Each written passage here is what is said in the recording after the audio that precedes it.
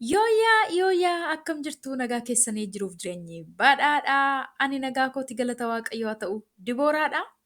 Baga nagaadhaan deebitanii gara Kemo Tube chaanaalii dhuftanii namoonni na duuka turtan yaada keessan naaf irraa turtan ulfaadhaa galatoomaan isiniin jechuu barbaada. Akkasuma immoo namoonni chaanaalii kanaaf haaraa taatan baga nagaadhaan dhuftanii Kemo Tube chaanaaliin afaan Oromoo barsiisuu irratti chaanaalii xiyyeeffatudha. Afaan Oromoo, afaan Amaariffaan, afaan Oromoo, afaan Ingiliffaan.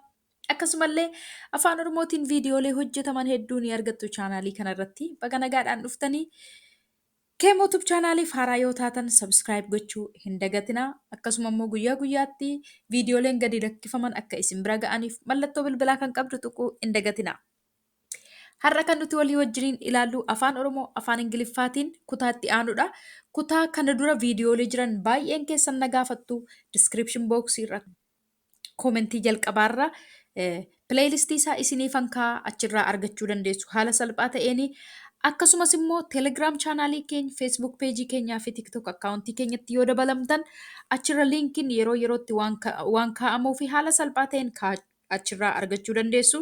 Teelegiraam chaanaaliin keenya feesbuuk peejiin keenyaa fi tiktok akkaawuntiin keenya Kemo Tube jettanii sirchii yoo gootan ni argattu. Akkuma iskiriinii kanarratti argitan Kemo Tube tiktok akkaawuntiin keenya tiichar Dibooraa akkasuma teelegiraamiin keenya achirraa argachuu ni dandeessu jechuudha. Har'a kan nuti walii wajjiniin ilaallu afaan Oromoo afaan Ingiliffaan himoota gaggabaaboo ta'an himoota jaalalaan wal qabatan guyyaa guyyaatti kan fayyadamnu walii wajjiniin ilaalla. Na waliin turtii gaarii. I respect you. Ani sin kabaja. I respect you. Ani sin kabaja.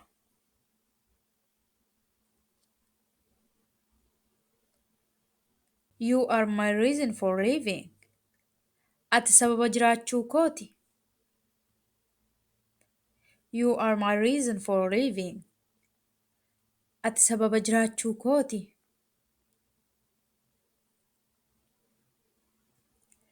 You are the love of my life. Ati jaalala jireenya kooti. You are the love of my life. Ati jaalala jireenya kooti.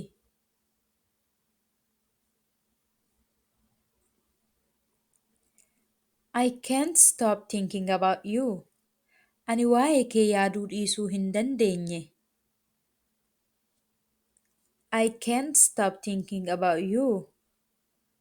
Ani waa'ee kee yaaduu dhiisuu hin dandeenye.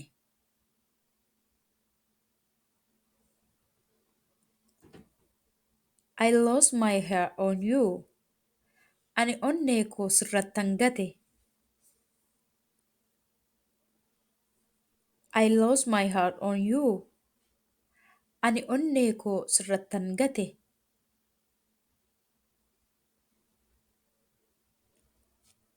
You are my everything.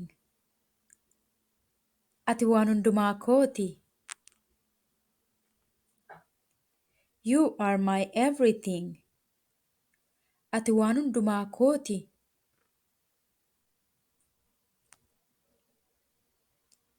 I need you. Sin barbaada. I need you.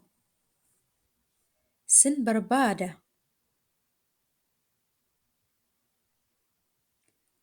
I dreamed about you last night. Halkan darbe waa'ee keen abjoodhe. I dreamed about you last night. Halkan darbe waa'ee keen abjoodhe. I want you. Ani sin barbaada. I want you. Ani sin barbaada.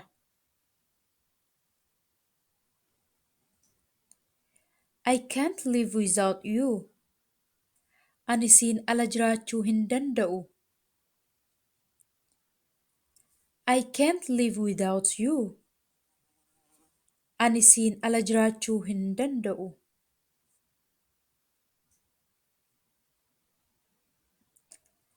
I promise to stay with you. Si waliin turuuf waadaan siif gala. I promise to stay with you. Si waliin turuuf waadaan siif gala.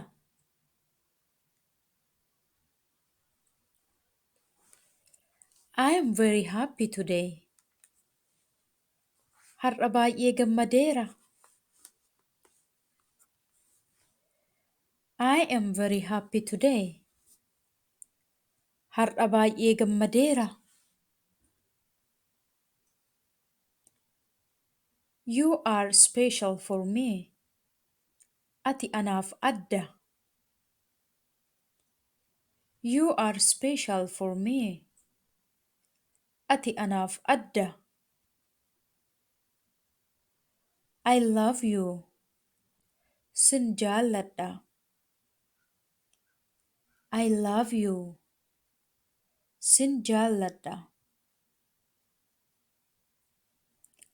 I miss you. Sin yaada. I miss you. Sin yaada. My love. Jaalallee koo. My love. Jaalallee koo. I love you still. Ammayyuu sin jaalladha. I love you still. Ammayyuu sin jaalladha. Tolee, barnoonni koo har'aa kana fakkaataa akka isin fayyade abdii guddaan qaba. Har'a viidiyoo gabaabaadha kanan isiniif hojjedhe. Yeroo yerootti viidiyoo gadi isiniif lakkisuuf nan yaada. Isin immoo viidiyoo kana sheer godhaa, chaanaalii kana sheer godhaa, garee irra jirtan garee telegiraamii akkasuma immoo feesbuuk irratti sheer godhaa. Chaanaalii kana waliin haa guddisnu afaan keenya afaan Oromoo waliin haa guddifnu, waliin haa barsiifnu, waliin haa barannu. Yaada gaaffii yoo qabaattan koomentii irratti barreessaa. Koomentii jalqabaa irratti barreeffaman yeroo baay'ee dubbisee nan deebisa waan ta'eef yaada keessanii fi gaaffii keessan koomentii irratti barreessuu hin dagatinaa. Akkasuma teelegiraam chaanaalii keenya, feesbuuk peejii keenyaa fi tiktook akkaawuntii keenyatti akka dabalamtan asumaanuu isinittan hima. Gara tiktook akkaawuntii keenya, feesbuukii fi teelegiraamii keenyaatti kottaa. Achirraan illee haala salphaa ta'een viidiyoolee gadi lakkifaman argachuu waan dandeessaniif achirraan salphaatti hordofuu dandeessu.